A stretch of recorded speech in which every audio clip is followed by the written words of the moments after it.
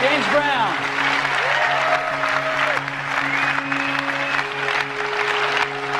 So thank you.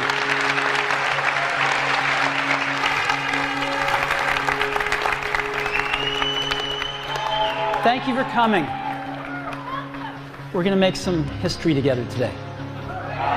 So, welcome to Macworld. You know, it was just a year ago that I was up here and announced that we were going to switch to Intel processors.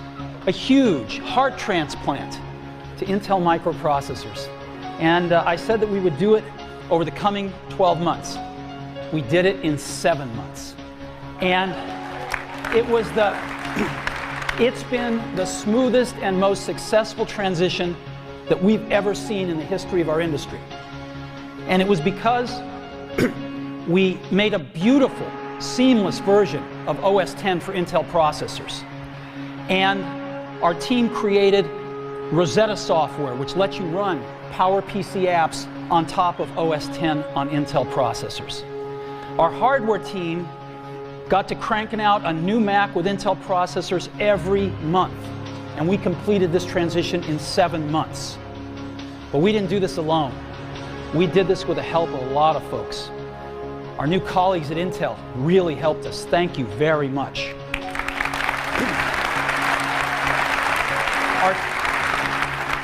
Our third-party developers rapidly moving their apps to universal versions to run at native speeds on Intel processors. Thank you very much. And most of all, our users. The minute you saw these lightning-fast machines, you bought them. And we've had an extremely successful year, and I want to thank our users very much. Now, as many of you know, our retail stores have, for a while, been selling over half their Macs to people who've never owned a Mac before, switchers. Well, I'm pleased to report that now in the US, Macs selling through all channels, over half of them are selling. We made a little ad for Vista, and I'd love to show it to you now if you'd like to see it. So let's go ahead and run it. Hello, I'm a Mac. And I'm a PC. Are you going in for a checkup? Well, I'm upgrading to Vista today, which cool. is great, but I get a little nervous when they mess around with my insides. Well, what do you mean? Isn't it just straightforward? Not really. Like a lot of PCs, I have to update my graphics card, my memory. If I want the premium package, I need a faster processor. It's major surgery. I'm sorry about that. Listen, Mac, if I don't come back, I want you to have my peripherals. Oh, come on. PC, you're not good. Speaking of peripherals...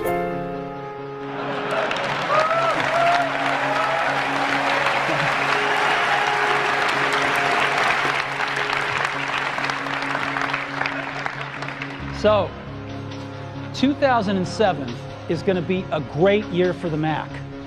But this is all we're going to talk about the Mac today. We're going to move on to some other things, and over the course of the next several months, we're going to roll out some awesome stuff for the Mac. But for today, we're going to move on. So the first thing I'd like to do is give you an update about our music business. As you know, we've got the iPod, best music player in the world. We've got the iPod Nanos, brand new models, colors are back. And we've got the amazing new iPod Shuffle. The iPod, in addition to being the world's best MP3 player, has become the world's most popular video player, and by a large margin. The iPod Nano is the world's most popular MP3 player, by a wide margin. And the new Shuffle is the world's most wearable MP3 player. So we had an incredible lineup for this holiday season, all refreshed and new products. Now I'd like to tell you a few things about iTunes now that are pretty exciting. Number one, we have crossed a major milestone. We have sold over 2 billion songs on iTunes. It's amazing. Now, there was an article recently that said iTunes sales had slowed dramatically. I don't know what data they're looking at, but this is our data, and what we see is iTunes sales were really up this past year. It took us over 3 years to get to 1 billion songs. We got our second billion in 10 months in 2006. And growing off us over 600 million song base, we doubled it in 2006. So we couldn't be happier with the growth rate of iTunes and selling 2 billion songs. Now we are selling over 5 million songs a day now. Isn't that unbelievable? 5 million songs a day. That's 58 songs every second of every minute of every hour of every day. And the last time we talked to you, we said that we were the 5th largest music reseller in the US. Now, all these other guys sell music on CDs, and of course we sell it online. But if you add up all the music that's sold, we were the 5th largest reseller. Because of the growth of iTunes, I'm pleased to report that we have now passed Amazon. We sell more music than Amazon, and we are now number 4.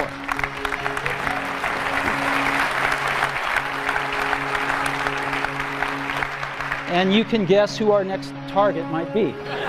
So that's an update for music. Now I want to talk about TV shows. We've got awesome TV shows on iTunes. As a matter of fact, we have over 350 TV shows that you can buy episodes from on iTunes.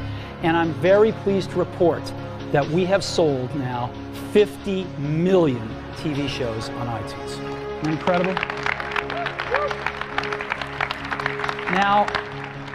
Now let me go on to movies.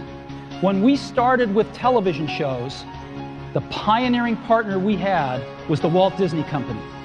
They decided to throw in with us and sell TV shows, and boy, did it work. Well, when we decided to sell movies, they were right there with us again as our pioneering partner to sell movies. And I am really pleased to announce that in the first 4 months of selling movies, we have sold 1.3 million movies on iTunes, which I think has exceeded all of our expectations. And today, we have a new partner joining the Walt Disney Company to sell movies on iTunes, and that is Paramount. Paramount is going to be selling their movies on iTunes. And we're thrilled because they have some awesome movies. Let me just show you a few of the titles here that are going up as we speak.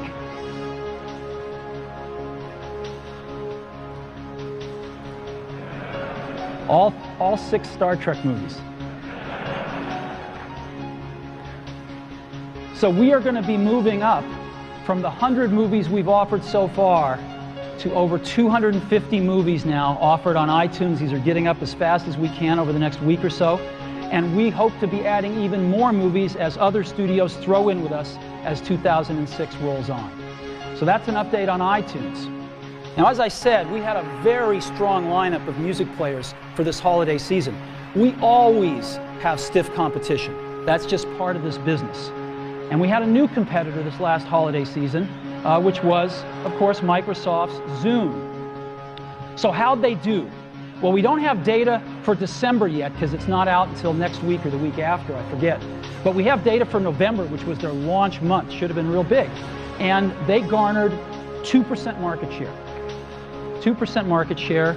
iPod had 62% market share, and the rest had 36%.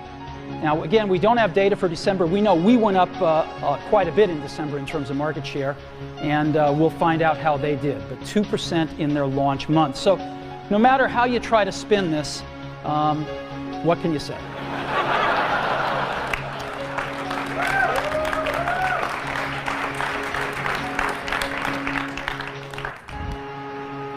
So that's an update on how we're doing in the music business. And we've got a few new ads for iPods. You know, we work with some of the greatest folks to create advertising. And they created this wonderful ad that I'd love to show you right now. So let me go ahead and roll it.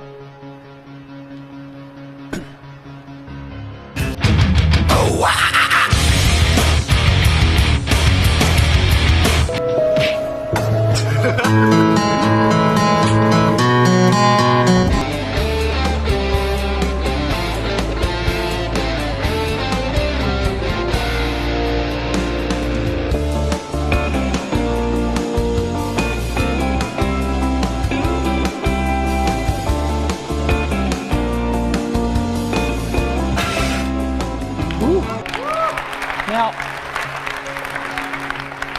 just to let you in on our process a little bit, These guys are incredibly creative. They couldn't stop. And they took the same song, which is a up-and-coming British pop group, and they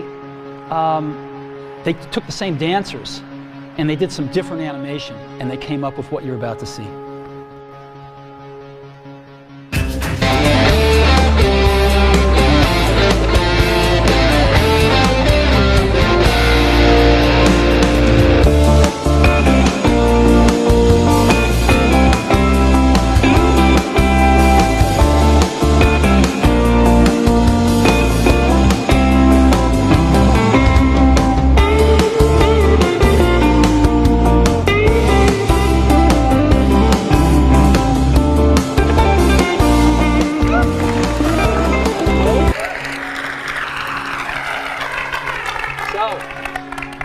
Those will be running shortly.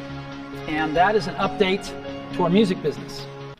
Now, I'd like to talk about a product we introduced in September. The code name is iTV. We have a new name for it. It's called Apple TV. But you should either go with your code name, like we did with the Mac, or you should pick a code name a real name quite a bit different than your code name. So I'll probably stumble and call this iTV 5 times today by mistake. I apologize. It's Apple TV. And Apple TV is a way to enjoy your media on your big screen TV. So let's backtrack and talk about what we did when we previewed this in September. You can buy great content on the iTunes Music Store, movies, TV shows, and music, of course. And you can download it to your computer, be it a PC or a Mac. I'm going to use a Mac here. You can put other content on your computer from other places too, of course. And you can put that content on your iPod, right? Now you can go out and buy a widescreen TV, hook up an Apple TV to it, and wirelessly transmit that content from your PC to your Apple TV and watch it on your big screen TV. It's that simple, right? It's that simple. So this is it. Let's take a look at around the back and the connectors to refresh ourselves. We have a power connector, USB 2, and Ethernet. We have Wi-Fi wireless networking built in, and then we have ways to get video out. An HDMI connector, which is digital audio and video, or component video and analog and digital audio, right? All out the back. Most people, however, will just use these three. They'll plug it in. There's no power brick necessary. And they'll hook up an HDMI cable to their widescreen TV, and they'll use wireless networking to get their content. So it's really, really easy to use. And let me tell you a little more in-depth about what this box does. First of all, it delivers up to 720p high-definition video, right? Number one. Number two, it's got a 40 gigabyte hard drive inside it, so it will store up to 50 hours of video, which comes in handy for something I'm about to show you.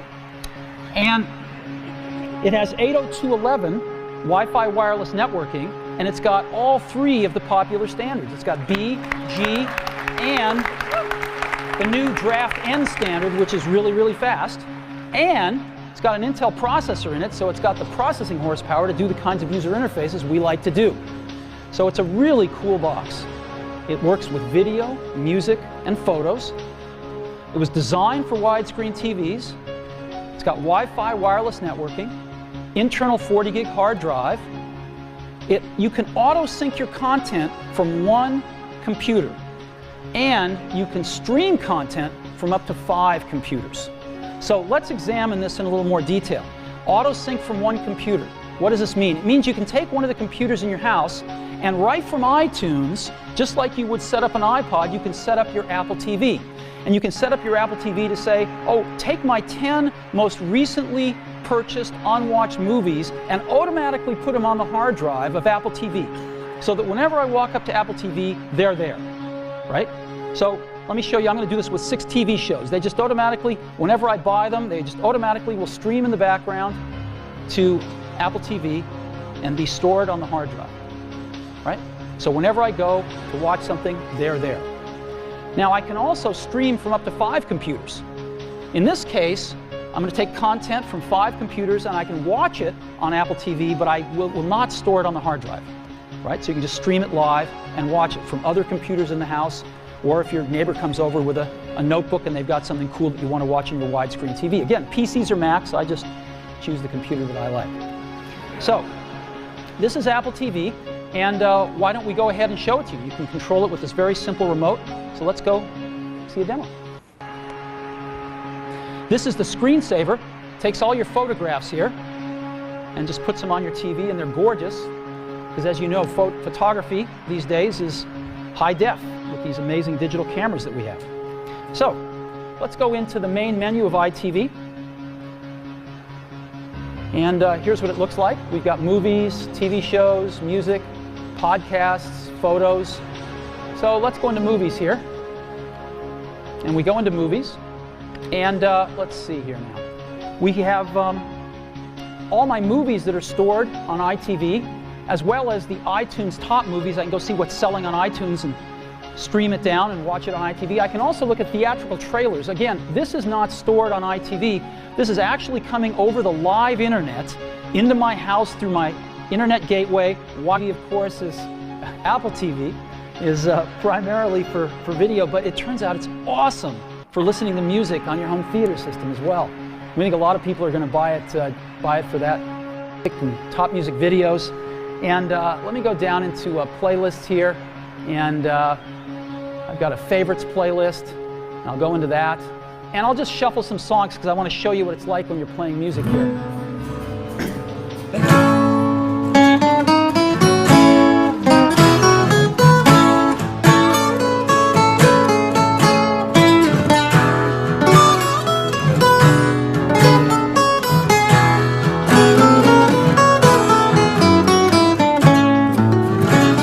So it doesn't burn a hole in your plasma TV there. And we can go ahead and just go to the next track here. And Yesterday.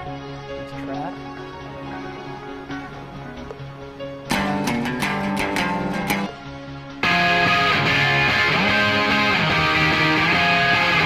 So that's what it's like to play music. All right.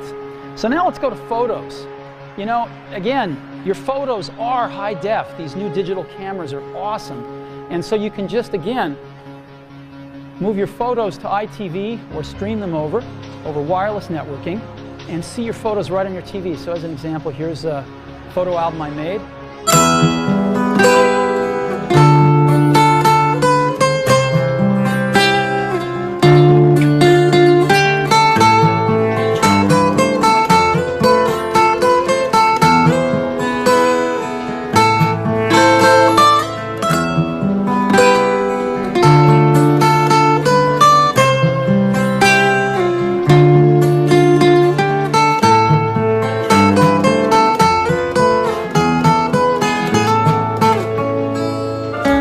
So you get the idea.